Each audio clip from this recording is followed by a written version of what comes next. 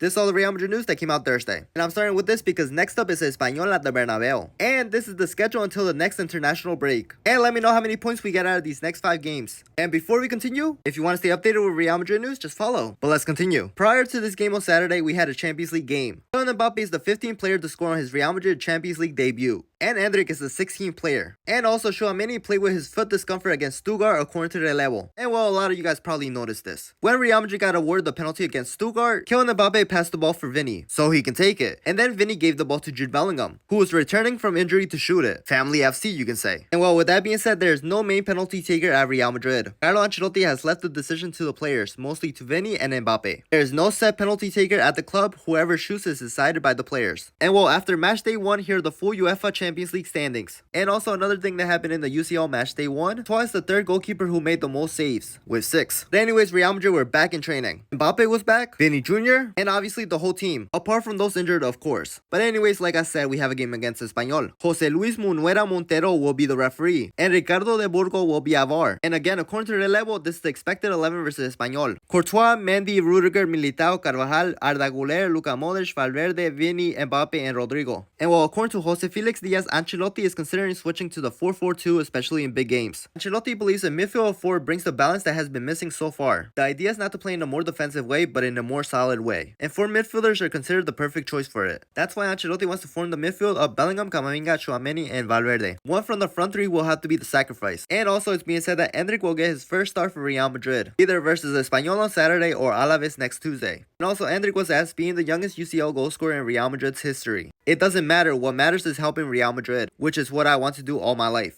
And well, obviously, he's the youngest UCL goal scorer in the history of Real Madrid. 18 years old with 1 month. And also, Endrick and Arda Güler's performances are being pointed as the most positive news so far this season. And well, there was also news that Camavinga is close to returning from injury, according to their level. Camavinga's objective is to return versus Atletico Madrid. Ancelotti believes that his return will give the team a boost. And Jacobo Ramon will be available next week and will return to the first team action. He doesn't have much time left. But anyways, after training, Kylian Mbappe, Jude Bellingham, Vinny Jr. arrived for Thibaut Courtois' event. It was the Thibaut Courtois documentary event. The squad was there. Even Jude Bellingham posted this on the way to Thibaut Courtois' premiere for his series on Amazon. And obviously my second episode dropped today, so it's a bit of an awkward one. And before we get back to Jude Bellingham, Thibaut Courtois says some things. For me, the save against Sadio Mane in Champions League Final 2022 was the most special one yet. And Santi said I'm the GOAT? Big words. We'll see where everyone puts me when I retire. Balón de Oro? Hopefully one of my teammates wins it. They all have merit, but I hope the winner is from Real Madrid. And comparisons with Casillas? I'm proud of it. It's a compliment for the boy who dreamed of being at Real Madrid at 8 years old. And there's been controversy in recent days about Rodrigo and the letters with Bellingham saying only fools forget the R. And Thibaut said, and where's the C? It's all from outside. Everybody feels valued. And he also said this on Ibai's stream. For those that don't know who Ibai is, he's a famous Twitch streamer from Spain. But Courtois said this. Journalists put Jude, Vinny, and Mbappe's letters. But in the dressing room, we know Rodrigo's importance and quality. I don't think Rodrigo needs to be upset, but if he plays better when he's upset, then go ahead and be upset. And when Carvajal loses a game in training, you can't talk to him. Luka Modric too. In the end, it's the winning mentality. And Luka Modric, I don't know when he wants to retire, but he has incredible quality. He shows it in training. He's 39 years old, but he has the same spark. He can run for 90 minutes if necessary. Before I start with Jude Bellingham and what he said, this came out. Breaking news. Jude Bellingham is included in the top 50 most influential sports figures by Sports Illustrated magazine. And Florentino Perez is included in the top 50 most influential sports figures by Sports Illustrated magazine as well. As you can see, both of them are included. But anyways, Jude Bellingham said this, and I believe he said this on his YouTube channel. When Barca scored the first goal, I started to think that this could get a bit embarrassing. But when I looked around at my teammates, I saw a sense of calmness, as if they knew something I don't. And then he talked about his first goal in El Clásico. Without even looking at the goal, I thought, what's the worst that can happen? I'm shooting. When the ball hit the net, all the souls drained out of the stadium. But a tiny little section of Madrid fans started screaming. It made it sound like it was the Bernabeu, because of how quiet the rest went. First, El Clásico that day was meant to be for me. My game is a lot more than goals. Spanish Super Cup? If you're in a tournament with Barca and Atletico, it doesn't matter what you're playing for. As a Real Madrid player, the expectation is to win. In the final, we dominated Barca from the first minute. And winning my first title with Real Madrid will always be special. And I'm very lucky to have a relationship with Adidas. My football knowledge is based around kits and boots. And Zidane's iconic golden boots? Wow, that's unavailable. And also, Emilio Butragueño receives the Best Stadium in the World award that is won by the Santiago Bernabeu. And there is some news that Real Madrid is still considered the favorites for Florian Wirtz next summer. And that Real Madrid are likely to go for Xabi Alonso next summer. Which means that Raúl is on Bayer Leverkusen's list in case Xabi Alonso leaves next summer. And also, Fede Valverde is Real Madrid Player of the Month. He said, thank you all and also for the team for this award. We're all united, working hard, and with humility. And well, this is Jude Bellingham doing his celebration in 2010. And well, players with the most games played last season. Fede Valverde is 5th with 71 games. And for those that didn't know, Real Madrid are currently on 37 games unbeaten streak in La Liga, 36 games unbeaten at the Santiago Bernabeu, 33 games unbeaten in all competitions, 24 games unbeaten in away games, and lastly, 14 games unbeaten in UEFA Champions League. And well, with that being said, let me know what you guys thought about the news.